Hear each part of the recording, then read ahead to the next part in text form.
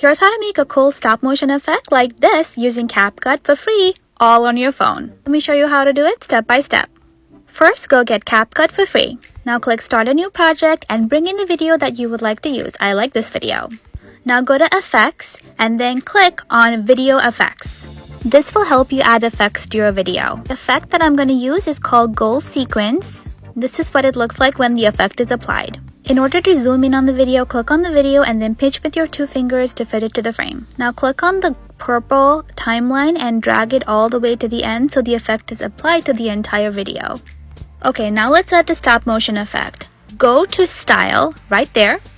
Now select the style called freeze frame. This one right here. It will automatically adjust the freeze frame for you, and that's how easy it is to do this. Once you're happy with your design, just export it to whatever resolution you like. You can even export it up to 4K using CapCut for free. Now you can download this video and then upload it to TikTok or any other social media platform. In case you're wondering how to adjust the size of this video, you're gonna go to Format and then click 916 for TikTok size. This way your video would fit the TikTok screen. So now pinch in to zoom in and then fit it to the frame. And that's basically how to get this effect. I really hope this is helpful. Make sure to follow for more.